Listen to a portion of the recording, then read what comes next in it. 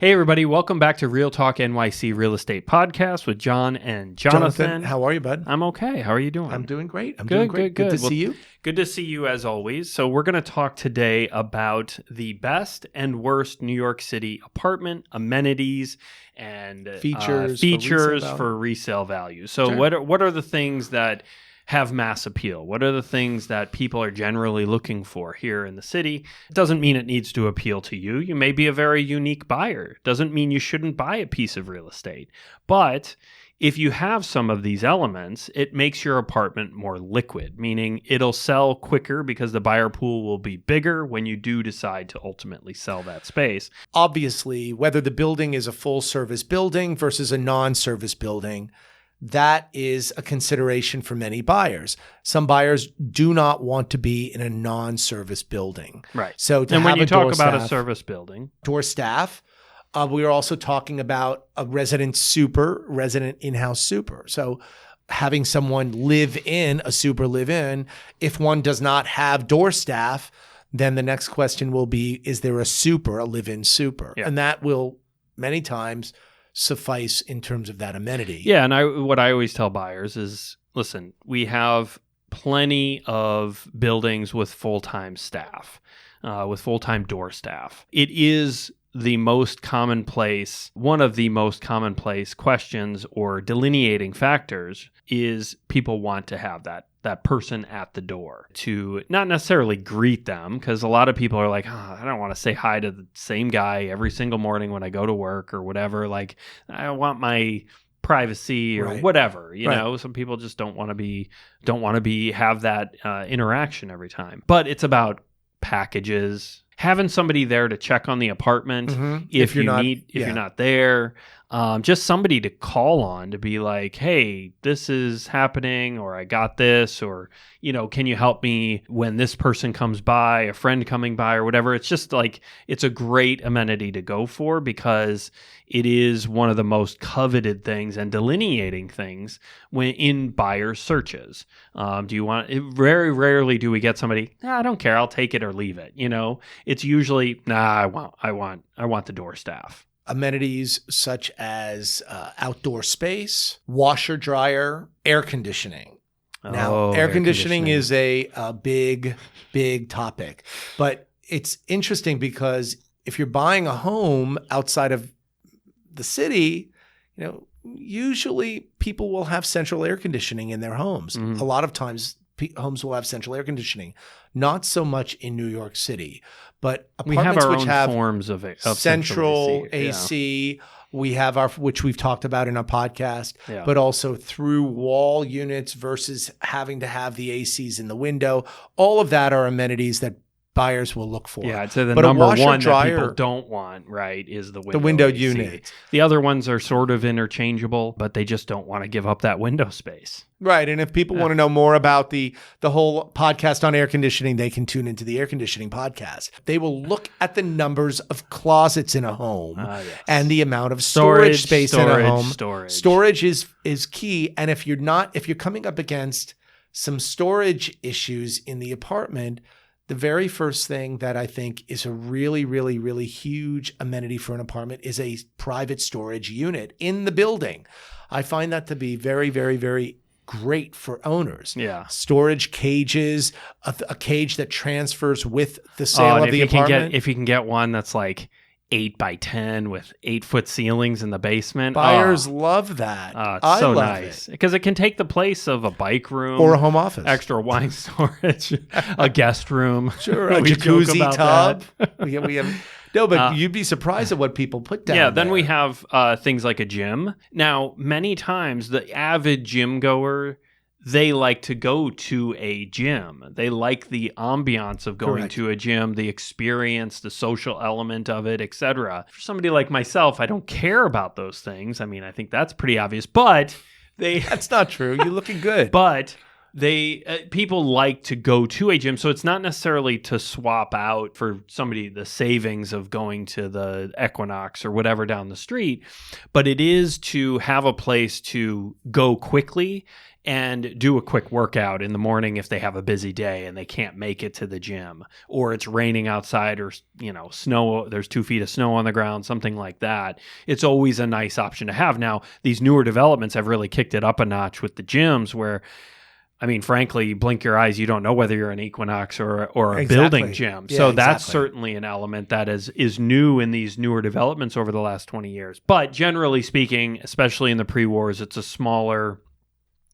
gym with less machines, etc. Then there's the topic of outdoor space. So some buyers are specifically, they really, really, really value that outdoor space. Yeah. And that is an amenity that can obviously creates value for a home.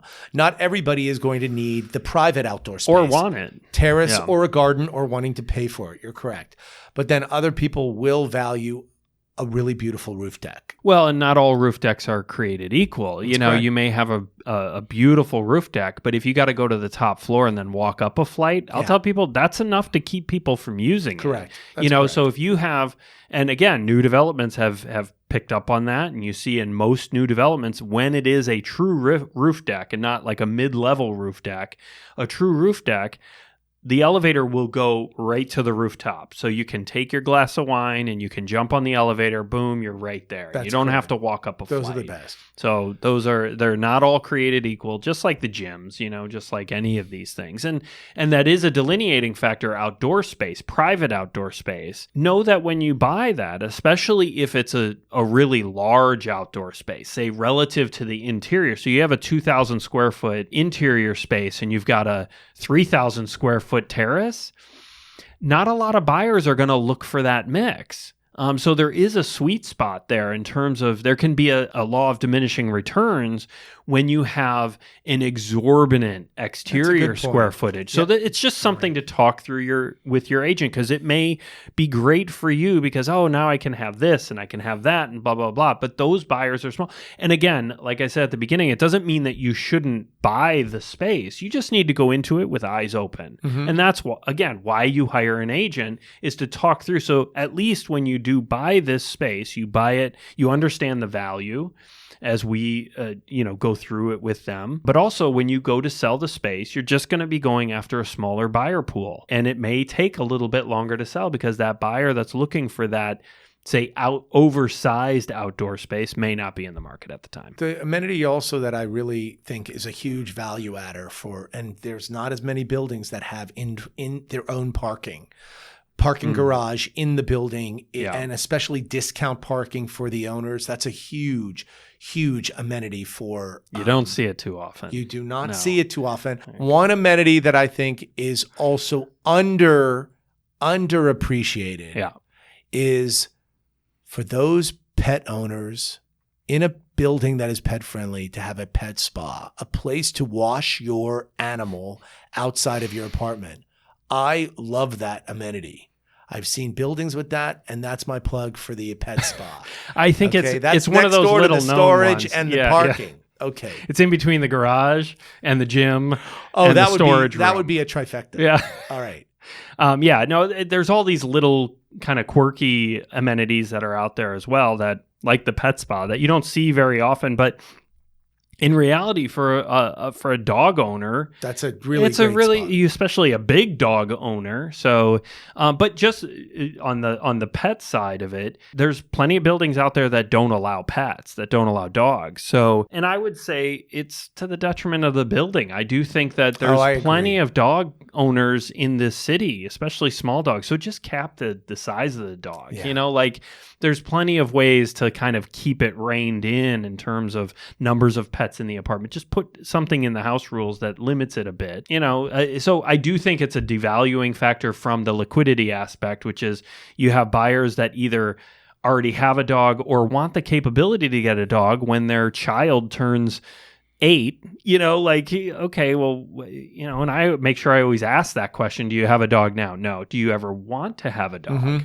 Because if a building doesn't allow dogs, you have to plan on that building never allowing dogs, just from a investment standpoint. And I just want to be clear on the podcast that the way that we've kind of gone through the amenities of, what value adders for the apartments, they're not in specific order. No. Okay. No. For instance, I just want to give the plug for the washer dryer because that is a huge commodity in New York City, to have your own instead of having to go to the lower level of the building to do your laundry. So that's a huge value adder. And then the other amenities that we have to just talk about would be actually circumstances, the particular aspects of the apartment, which create the value add, which would be the high floor, the great views, right? Yep, light and air. And air. I mean, I can't say I've ever worked with a buyer that said, I'll ask, do you need a view?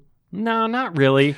But what do you want? Light and air. So yes, within the apartment, you mentioned washer dryer. We've got light and air, height in the building, some semblance of view, not necessarily, those second floor apartments, first floor apartments are going to be challenging.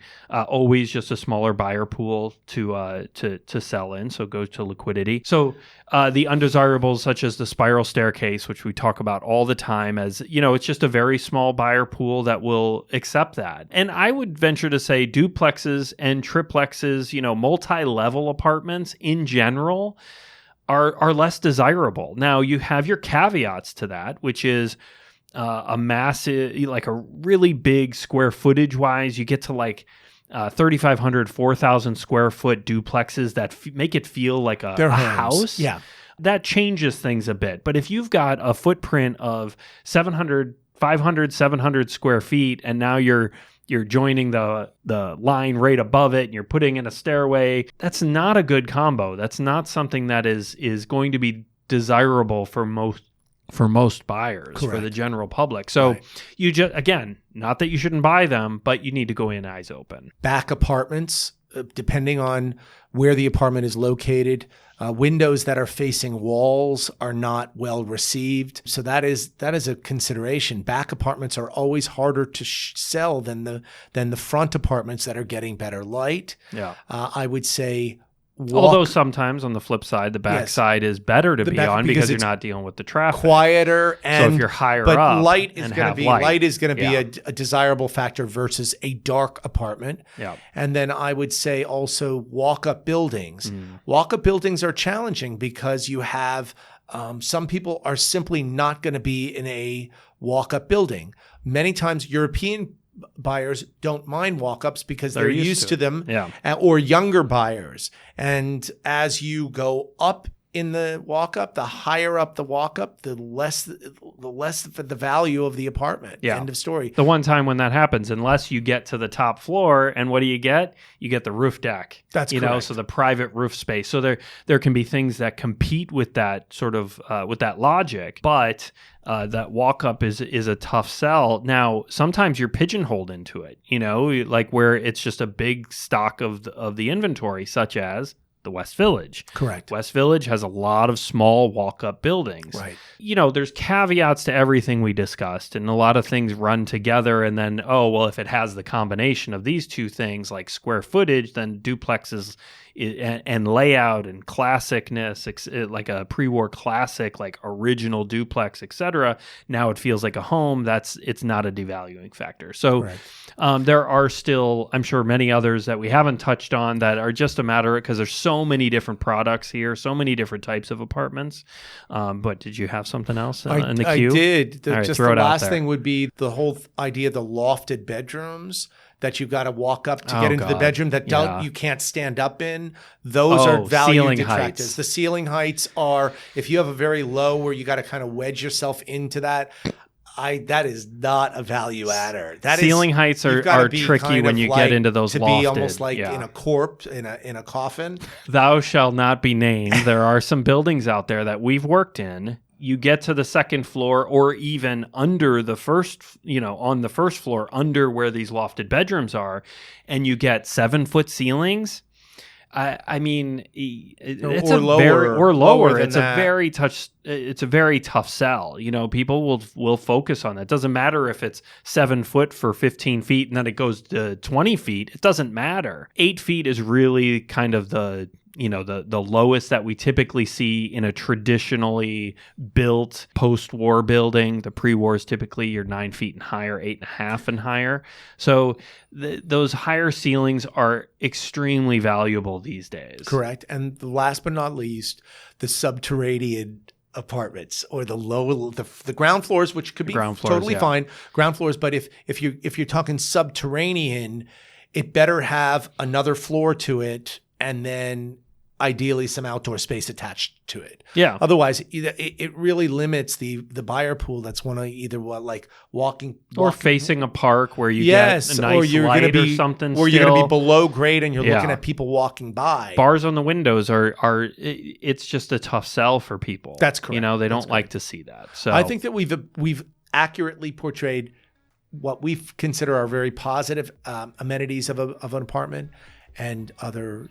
I don't want to call them negative. I think, let's just say less detractors. Value detractors. All right, we'll go with that. All right. As always, good to talk to you. If you have any questions, reach out to us. Yep. In the meantime, stay happy, stay healthy, and most importantly, remain in gratitude. We'll see you next time. Thanks for watching or listening to the Real Talk NYC Real Estate Podcast. If you want to find us online or sign up to get our monthly and quarterly market stats, come on over to our website, GasdaskaConlonTeam.com, or you can find us on all social media with the handle @Gasdaska Conlon Team.